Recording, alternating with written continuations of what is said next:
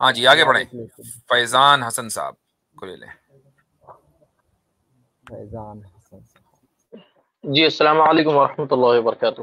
وعلیکم السلام. خیریت سے مفتی صاحب؟ الحمدللہ. الحمدللہ. سب کو سلام، خاص طور پہ صحیح مسلم صاحب کو براہ راست کبھی سلام نہیں کر پائیں.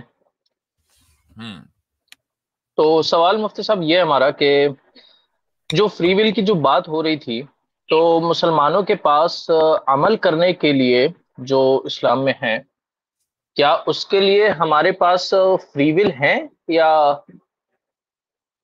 اس کے لیے بھی نہیں ہے؟ عمل کرنے کے لیے ہمارے پاس یقیناً فری ول ہے، اور وہ فری ول بھی ہمیں خدا کی عطا کردہ اور محدود ہے. یعنی وہ عمل کے جس کے اوپر سزا اور جزا ڈیپینڈ کرتی ہے، وہ عمل، اس عمل میں اللہ تعالیٰ نے ہمیں یقیناً فری ول دی ہے، اور ہمارے عمل کرنے کو کسب کا نام دیا ہے. ہم یعنی کسب کرتے ہیں. جی. کسب کیا؟ کسب کا مطلب ہے پرفارم. یہ ایسا ہی ہے کہ جیسے آپ کا بیک گراؤنڈ، کیا آپ نے مدرسے میں پڑھا ہے کبھی؟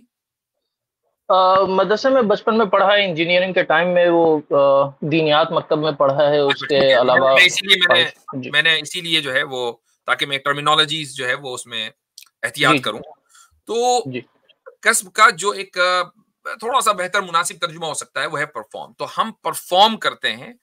جو بھی عمل ہوتا ہے وہ خدا کریٹ کرتا ہے، اور اس کا طریقہ یہ ہوتا ہے، اس کا ایک جو تھیولوجی میں جو طریقہ بیان کیا جاتا ہے قرآن و سنت کی روشنی میں، وہ یہ ہوتا ہے کہ اللہ تعالیٰ نے ہمارے اندر ارادہ کریٹ کیا.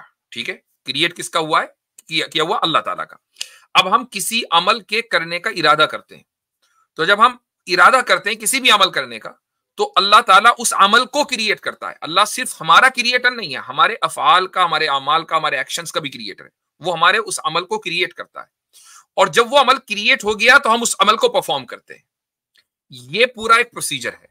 ہمیں جو سزا یا جزا جو بھی ملنی ہے، وہ اس پرفارمنس کے اوپر ملنی ہے کہ ہم نے اس کو کس طریقے سے پرفارم کیا. جی. تو جب کچھ بزرگ یہ جب کہتے ہیں کہ ہم، مطلب فار ایگزامپل کوئی آدمی کہہ رہا ہے کہ نہیں ہم فلاں ٹائم نماز نہیں پڑھتے، ہم فلاں ٹائم نماز نہیں پڑھ پاتے ہیں، تو کچھ کا آرگومنٹ یہ رہتا ہے کہ تم کون ہوتے ہو یہ کہنے والے کہ ہم نماز نہیں پڑھ پاتے ہیں، بلکہ اللہ توفیق نہیں دیتا ہے، اللہ تم کو اپنے پاس نہیں بلاتا ہے. تو یہ اسٹیٹمنٹ کس حد تک درست ہے؟ یہ اسٹیٹمنٹ بھی ٹھیک اس معنی اگر ہے کہ اللہ تعالیٰ کے کسی کام کو کریٹ کرنے سے پہلے میرا اور آپ کا ارادہ ہے.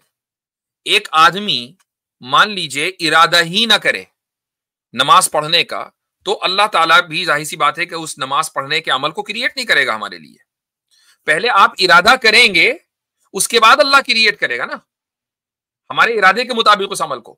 تو اگر کوئی یہ کہہ رہا ہے کہ اللہ تعالیٰ نے تمہیں توفیق دی کام کرنے کی، تب تم نے یہ کام کیا، اس کا مطلب یہ کہ اللہ تعالیٰ نے تمہارے لیے وہ کام کریٹ کیا، تو تم نے کسب کیا، تم نے پرفارم کیا. لیکن اس کریشن سے پہلے ارادہ ضروری ہے، وہ ہمارا ہے. اور ارادہ کس کا بنایا ہوا ہے؟ ارادہ بنایا ہوا اللہ تعالیٰ کا ہے. جی بہتر، جزاکم اللہ خیر.